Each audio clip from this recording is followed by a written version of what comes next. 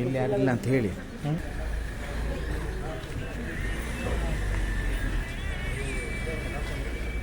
ಚೂರು ಚೂರು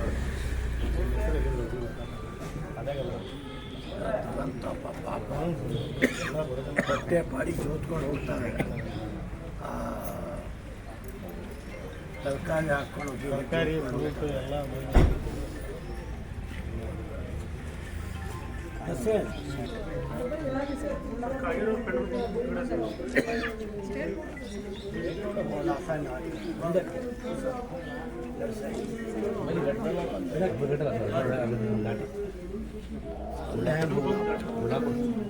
ಎಲ್ಲ ನಿದ್ದೆ ಕಣ್ಣಲ್ಲಿ ಬರ್ತಾವಪ್ಪ. ಲಗು ರೆಡಿ ಮಾಡಿ ಅಲ್ಲ, ಲಗು ಬಂದ್ಬಿಟ್ಟು ಬನ್ನಿ ಬನ್ನಿ ಬನ್ನಿ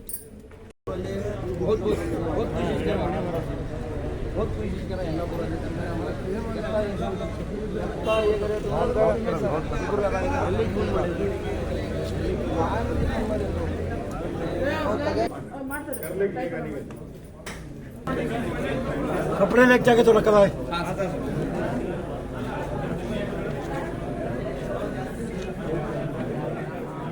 ಹಲ್ಬೈಲಲ್ಲಿ ನಡೆದಂಥ ದುರ್ಘಟನೆ ನಿಜಕ್ಕೂ ಕೂಡ ಒಂದು ಕರುಳು ಹಿಂಡತಕ್ಕಂಥ ದೃಶ್ಯ ಇದೆ. ಬಡತನದ ಬೇಗೆಯಲ್ಲಿ ಬದುಕದೇ ಇದ್ದಂಥ ಸವಣೋವಿನ ಕುಟುಂಬ, ಅನೇಕ ಜನ ಬಡವರು, ತರಕಾರಿ ವ್ಯಾಪಾರಿ, ಜೀವನಕ್ಕಾಗಿ ತರಕಾರಿ ವ್ಯಾಪಾರಕ್ಕೆ ತರಕಾರಿ ತೊಗೊಂಡೋಗ್ತಕ್ಕಂಥ ಕಾಲದಲ್ಲಿ ಆಕ್ಸಿಡೆಂಟ್ ಆಗಿ 9 ಮಂದಿ ಎಲ್ಲ ಅಲ್ಲೇ ಸ್ಥಳದಲ್ಲೇ ಸಾವನ್ನೀಡಾಗಿದ್ದಾರೆ. ಒಬ್ಬರು ಹುಬ್ಬಳ್ಳಿಯಲ್ಲಿ ಚಿಕಿತ್ಸೆ ಪದಕವಾಗಿದೆ, ಹುಬ್ಬಳ್ಳಿಯಲ್ಲಿ ಅಸುನೀಗಿದ್ದಾರೆ. 10 ಜನ ಈ ಆಕ್ಸಿಡೆಂಟಲ್ಲಿ ಪ್ರಾಣ ಕಳ್ಕೊಂಡಿದ್ದಾರೆ. ಸ್ಥಳಕ್ಕೆ ಬಂದಿದ್ದೀನಿ. ರಾತ್ರಿಯಿಂದಲೇ SP DYSP ಎಲ್ಲ ಇನ್ಸ್ಟ್ರಕ್ಷನ್ ಕೊಟ್ಟು ಹೊರಗಡೆಯನ್ನು ಕೂಡ ಪೊಲೀಸ್ ಬಂದೋಬಸ್ತಿ ಹಾಕಿದ್ದಾರೆ. ತುರ್ತಾಗಿ ಒಂದು ಅರ್ಧ ಗಂಟೆ ಒಳಗೆ ಪೋಸ್ಟ್ ಮಾರ್ಟಮ್ ಮುಗಿಸಿ ಬಾಡಿಯನ್ನು ಸವಣೋರಿಗೆ ಹಾಕ್ತಕ್ಕಂಥ ಎಲ್ಲ ಸಿದ್ಧತೆ ಮಾಡಿಕೊಡ್ತಾ ಇದ್ದೇವೆ. ಎಲ್ಲ ಮೃತ ಕುಟುಂಬಕ್ಕೆ ನಾನು ಸಾಂತ್ವನ ಹೇಳ್ತೀನಿ. ಅವರ ಆತ್ಮಕ್ಕೆ ಭಗವಂತ ಶಾಂತಿಯನ್ನು ನೀಡಲಿ.